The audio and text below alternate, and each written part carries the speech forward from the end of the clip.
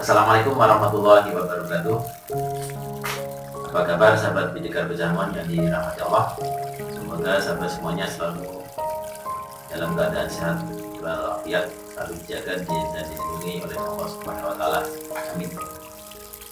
Jumpa lagi sahabat di channel Bidikar Pejamuan bersama saya Gunadi Bidikar Pejamuan. Nah, pada episode sebelumnya sahabat yang dirahmati Allah, kita telah membahas tentang bagaimana puasa dapat mempertajam rasa dalam mengendalikan dan mengontrol otak dan nafsu kita. Dimana otak kita ini kalau kita tidak kontrol, kita kendalikan, itu sangat liar dan cerewet. Nah, nonton bola ya komentar terus, pemainnya dibodoh-bodohin terus. Dan contoh yang banyak kita jumpai di medsos sahabat adalah tersebarnya berita hoax yang sudah menjadi fenomena akhir-akhir ini, bahwa apapun berita yang masuk ke HP kita itu banyak yang langsung terima, langsung serap tanpa dirasakan benar dan salah. Nah, kalau rasa kita tidak memfilter berita-berita yang ada di medsos, maka itu akan jadi berita hoax. Apalagi langsung kita share ke yang lain. Nah, jadi itu juga contoh betapa liarnya otak kita. Begitu menerima informasi langsung share, menerima informasi langsung share tanpa kita filter dengan rasa.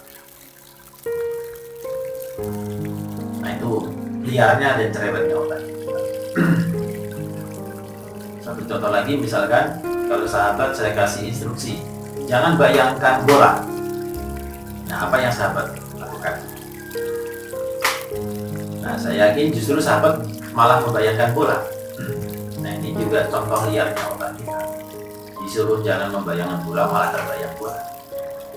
Lagi sholat, tiba-tiba teringat kunci. Nah, itu juga dari liarnya otak kita. Maka disitulah peranan rasa dalam meredam, mengontrol, mengendalikan liarnya dan cerewetnya otak kita. Nah, sahabat Bidikar Pejamuan, pada episode ini saya mengajak sahabat untuk membahas sisi lain. Di dalam melaksanakan ibadah puasa ini ada satu istilah yang saya yakin sudah familiar dalam diri kita, yaitu istilah imsak. Nah, pemahaman umum tentang imsak adalah menahan. Imsak artinya menahan. Nah, kapan waktu imsak atau menahan ini? Nah, secara pada umumnya orang memahami imsak itu antara waktu subuh sampai waktu maghrib. Malah ada pemahaman yang lebih sempit lagi, yang terutama ini mungkin untuk anak-anak. Dulu waktu saya masih kecil juga pengertiannya imsak itu 10 menit sebelum subuh, ditandai dengan, kalau di kampung saya, dengan kentongan atau beduk. Kalau di kota-kota besar pakai sirina, itu kan 10 menit sebelum subuh. Nah, dulu waktu saya kecil memahami imsak ya, kalau sudah bunyi sirina itu imsak 10 menit menjelang. Padahal bukan itu imsak. Bunyi sirina atau bunyi beduk itu hanya sebagai penanda, sebagai aba-aba untuk mulai menahan. Itu hanya sebagai penanda. supaya bagi yang sedang sahur itu segera menyelesaikan sahurnya, jangan sampai setelah terdengar azan subuh mulut masih penuh makanan, maka perlu abla-abla. Nah, padahal yang dimaksud imsak ini adalah waktu kita menahan, dan kapan waktu menahan itu di antara subuh sampai maghrib. Tapi itu pun makna secara syariat, sahabat. Nah, kita jangan berhenti di pemaknaan secara syariat. Nah, saya mengajak sahabat semuanya untuk memperdalam pemahaman kita. Nah, kita tingkatkan pemahaman kita, jangan berhenti di syariat, tapi kita pelajari juga apa hakikatnya imsak ini. Nah, sebenarnya menahannya kita berpuasa dari subuh sampai maghrib itu hanya baru proses pelatihan, sahabat. Puasa itu kan ibadah untuk pelatihan. Nah, ketika kita imsak antara subuh dengan maghrib itu baru proses pelatihan. Yang kita tahan adalah lapar dan haus, dan juga nafsu-nafsu yang lain. Kalau tingkatan ibadah awam itu ya cuma sekedar menahan lapar dan haus. Kalau yang lebih tinggi pada khususnya bisa menahan marah, bisa menahan mulut jadi bergunjing. Dan tingkatan puasa kita, menurut Imam Ghazali, puasa itu ada 3 tingkatan, yaitu tingkatan awam, khusus, dan khususul khusus. Ya. Atau tingkatan awam, khawas, dan khawasul khawas. Nah, tingkatan yang paling tinggi ya lebih dalam lagi pemaknaan. Nah, yang kita tahan bagi kita yang awam adalah yang menahan lapar dan haus, dan itu baru proses latihan.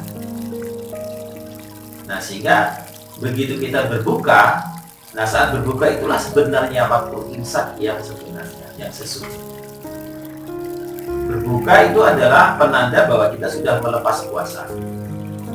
Tapi begitu kita melepas puasa bukan berarti terus imsaknya juga kita lepas. Bukan berarti imsaknya terus berakhir. Ya, karena begitu kita berbuka, kita sudah boleh minum, boleh makan. Nah, walaupun kita sudah berbuka, tetapi imsak ini tetap kita jaga, menahan, jangan ikut kita lepas. Kenapa? Karena ketika kita berbuka pun harus ada yang kita tahan, sahabat. Kalau ketika kita berpuasa, kita menahan supaya tidak makan dan minum, maka ketika kita berbuka, kita menahan supaya makannya jangan berlebihan, minumnya juga jangan berlebihan. Nah, sehingga ketika kita berpuasa itu kita imsaknya baru latihan. Latihannya dengan cara menjaga, menahan supaya tidak makan dan tidak minum sama sekali. Nah, sehingga begitu berbuka, maka diharapkan supaya kita sudah terbiasa menahan, supaya karakter menahannya itu sudah terbentuk. Kalau di siang hari kita sudah mampu menahan lapar dan haus, maka kalau sudah berbuka, harusnya kita sudah bisa menahan supaya tidak makan berlebihan lagi. Mau menahan lapar saja bisa kok, apalagi sekedar menahan tidak makan berlebihan, harusnya kan. Nah, cuma karena dorongan cerewetnya otak ini yang menggoda kita itu makanan enak tuh, sikat saja. Nah, sehingga kalau rasa kita tidak kuat, maka dorongan otak dan nafsu ini akan tetap menggoda kita supaya tetap makan terus, sehingga makan kita berlebihan, perlu kekenyangan. Nah, maka walaupun sudah berbuka, karakter imsak harus kita jaga. Menjaganya yang kita jaga adalah jangan berlebihan makan. Walaupun makan enak masih ada banyak, tahan. Mungkin nanti setelah sholat tarawih sudah lapar lagi, ya silahkan secukupnya. Nah, jadi tetap kita tahan. Nah, sehingga setelah imsak justru menahan yang sebenarnya. Nah, begitu juga setelah selesai bulan Ramadan, sahabat. Ya, begitu selesai Ramadan, masuk bulan Syawal, kita sudah boleh melepas puasa kita, siang hari boleh makan dan minum seperti biasa. Bukan berarti imsaknya juga sudah kita tinggalkan. Ramadan boleh berlalu, puasa boleh berakhir, tapi imsak tidak boleh berakhir. imsak jangan kita tinggalkan, imsak harus kita jaga terus sampai 11 bulan yang akan datang. Harus tetap kita tahan. Apa yang kita tahan? Itu tadi, kalau makan dan minum jangan berlebihan. Kalau berkata-kata ya jangan kata-kata yang tidak bermanfaat, kita tahan. Ya, mau marah kita tahan. Yang berdagang mau berbuat curang kita tahan. Nah, menahannya itu terus menerus. Setelah kita latih selama bulan Ramadan, maka di bulan-bulan yang lain kita tetap jaga menahan dalam setiap sendi kehidupan. Yang mau berbuat curang ditahan, yang mau berbohong ditahan. Karena sudah terbiasa menahan, maka akan mudah terkontrol. Otak kita terkontrol, nafsu kita terkontrol. Itu dengan karakter menahan. Nah, tapi yang namanya manusia setelah 11 bulan mungkin kekuatan menahannya mulai berkurang. Ketajaman rasanya mungkin juga berkurang. Maka di Ramadan tahun depan, insya Allah kalau kita masih diberi umur panjang, maka dilatih lagi, diperkuat lagi rasanya, dipertajam lagi rasanya, dan diperkuat lagi kemampuan untuk imsaknya, diperbarui terus tahun sekali. Ibarat mesin itu diservis berkala. Nah, jadi itulah siklus setiap tahunnya, begitu seterusnya. Setiap kali bulan Ramadan kita dicas lagi. Sehingga karakter menahan itu akan terus diperbarui. Ketajaman rasa juga akan terus diperbarui. Nah, demikian sahabat pembahasan tentang pemahaman imsak ini yang walaupun sederhana dan singkat, mudah-mudahan bisa dipahami dan bisa kita amalkan bersama-sama. Dan perlu saya sampaikan sahabat bahwa selama edisi Ramadan ini saya membahas tentang puasa, itu bukan niat saya untuk menggurui, mengajari, ataupun niat saya adalah untuk sekedar berbagi ilmu, bahwa saya sedang belajar, sedang praktek tentang ilmu berpuasa, maka ilmu yang saya pelajari ini saya bagi kepada sahabat. Ya, intinya dakwah kan itu mengajar. Apa yang saya pelajari, apa yang saya pahami, maka saya share, saya bagi. Tujuannya untuk berbagi, ya, sharing. Kalau dalam istilah bahasa Jawanya itu sinau bareng. Nah, saya belajar dan apa yang saya pelajari saya bagi supaya bersama-sama bisa kita amalkan. Nah, itu saja sahabat, tidak kurang dan tidak lebih. Dan mudah-mudahan apa yang saya sampaikan ini bisa menjadi tambahan referensi, tambahan wawasan. Edisi Ramadan ini yang saya rancang itu sekedar untuk bagaimana kita sinau bareng. Mari kita belajar bersama. Mudah-mudahan apa yang saya sampaikan ini bisa bermanfaat. Nah, terima kasih sahabat telah setia mengikuti channel Pendidikan Pesangon. Mohon dukungannya, mohon doanya, mudah-mudahan bisa terus berjalan dan terus bisa memberikan manfaat. Insyaallah kita jumpa lagi di edisi Ramadan berikutnya dengan topik yang berbeda, tetap di channel yang sama, channel Pendidikan Pesangon.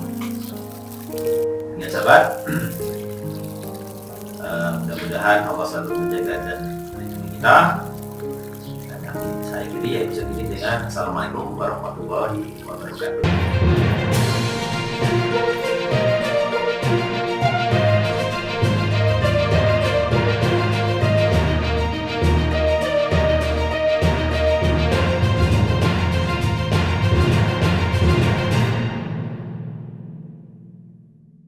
Pada episode sebelumnya kita telah belajar tentang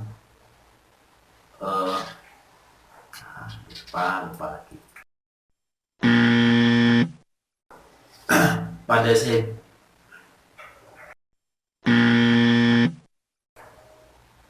momen usaha mata ya masuknya.